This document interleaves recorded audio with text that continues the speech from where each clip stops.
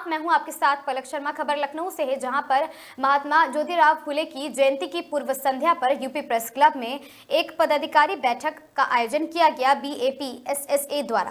कार्यक्रम मुख्य अतिथि नीलमणि प्रदेश महामंत्री पशुपालन विभाग एवं मानव रावत की अध्यक्षता में संपन्न हुआ, जिसमें बिरसा फुले अंबेडकर के विचारों पर चर्चा की गई और साथ ही UGC रेगुलेशन 2026 पर गंभीर विमर्श हुआ है और साथ ही प्रादेशिक स्तर पर कार्यकारिणी का निर्माण करते हुए संगठन को व्यापक बनाने पर चर्चा हुई। अध्यापक आकाश कठेरी और साथ ही महासचिव अंकित गौतम एवं अन्य पदाधिकारी शामिल रहे। महात्मा ज्योतिबा फुले की जयंती की पूर्व संध्या पर इस बैठक का आयोजन किया गया।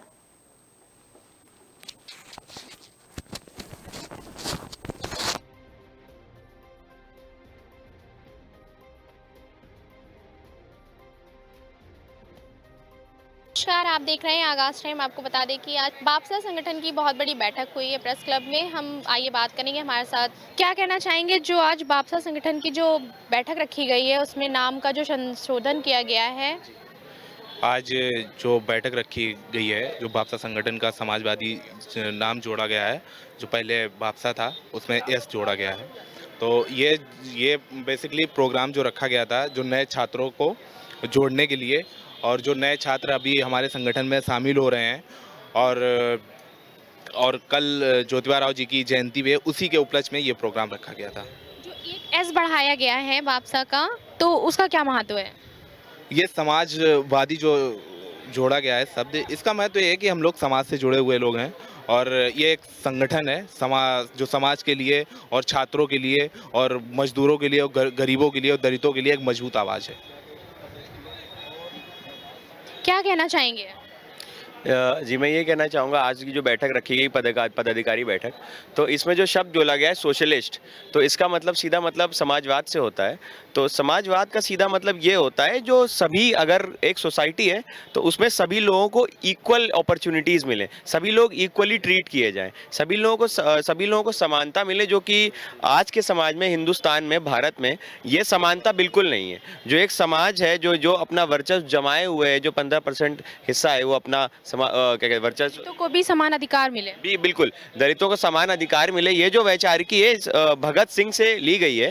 तो भगत सिंह का कहना यही था कि हमेशा से भारत में कि जो बाहर से लोग आके हमेशा आक्रमण करके जो कब्जा करते हैं, उसके बाद जो क्या कहते हैं उसको, असमानता फैलती है, तो उसके खिलाफ हम लोगों ने ये एक शब्द जोड़ा है, जिसके लिए हम लोग समानता के लिए बात करेंगे। और समानता की देखिए, हमारा संगठन तो समानता के लिए काम करता ही है, तो इसके लिए सिर्फ भगत सिंह का जो एक उनकी आइडियोलॉजी से एक शब्द जो जोड़ा गया है, उसी से हम लोगों ने ये शब्द जोड़ा है और हम लोग समानता के लिए बात करते रहेंगे।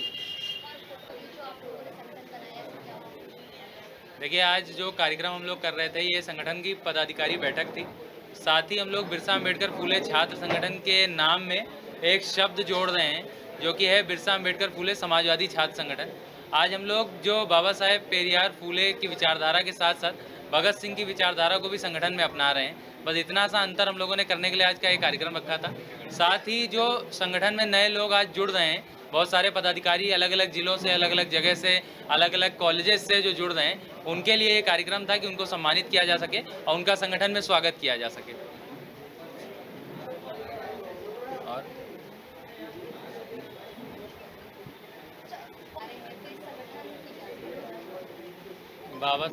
देखिए, बाबा साहेब अम्बेडकर चूँकि एक बहुत बड़ी शख्सियत हैं, ऐसा नहीं है कि जो है उनका नाम कहीं पे छोटा है। तो देश का कोई भी संगठन हो, कोई भी पार्टी हो, उनका नाम लिए बिना अपना काम नहीं चला पाता। लेकिन चूंकि हम लोग एक छात्र संगठन है, तो हम लोग आज की तारीख में केवल बाबा साहेब की बात नहीं करते, हम लोग बाबा साहेब के साथ पेरियार फुले और उस पूरी वैचारिकी की बात करते हैं जो एक समतामूलक समाज बनाने की बात करता था। और हम उस पूरी वैचारिकी के साथ आज की तारीख में एक ऐसा संगठन और एक ऐसा समाज का निर्माण करना चाहते हैं जो सभी इंसानों को बराबरी से देखे और देश के अंदर जिनके हक अधिकार मारे जाते हैं, जो हक अधिकारों से वंचित रह जाते हैं, उनको उनके हक अधिकार मिल पाएँ। देखिए, संगठन की स्थापना हुई थी 2022 में। 2022 में जब रविकांत चंदन वाला प्रकरण हुआ था लखनऊ विश्वविद्यालय में, तब इस संगठन की स्थापना यहाँ पर हुई थी।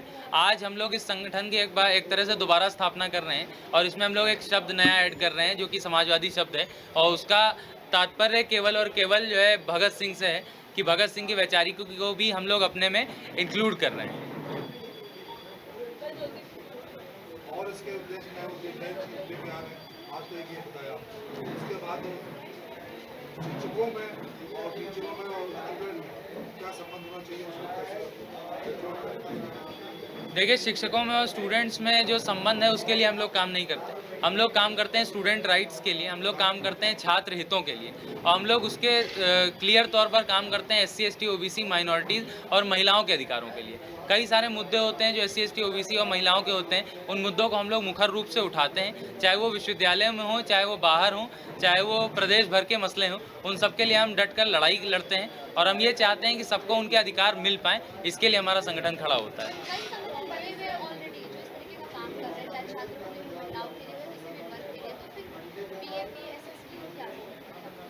देखिए, कई सारे संगठन बने हुए हैं, लेकिन मैं देखता हूं कि जब भी कोई बात होती है, किसी अधिकार की बात होती है, किसी चीज़ जैसे UGC का मसला था उदाहरण के तौर पर, तो UGC के मसले की जो लड़ाई लड़ी गई थी वो हमारे संगठन ने बहुत मजबूती से लड़ी थी और बहुत बड़े स्तर पर लड़ी थी, और उस स्तर पर मुझे नहीं लगता किसी और संगठन या किसी और पार्टी ने वो लड़ाई लड़ी, ना ही उस मुद्दे को उठाया था। और हम आज की तारीख में भी जो भी मुद्दे उठाते हैं, उन मुद्दों को मैं देखता हूं सरकार और पार्टियों से कोई लेना देना नहीं रहता, और वो मोस्टली सब छोड़ने को तैयार रहते हैं। हम लोग ये चाहते हैं कभी भी कोई SC ST OBC या माइनॉरिटी वर्ग का कोई व्यक्ति हो या कोई छात्र हो, उसका कोई भी अहित ना हो, उसके लिए हम लोग पुरजोर तरीके से लड़ाई लड़ते हैं, और ये काम और कोई संगठन नहीं करता है। आप देख रहे हैं आगाज टाइम, कैमरा पर्सन अमित के साथ मैं मिताली वर्मा, लखनऊ।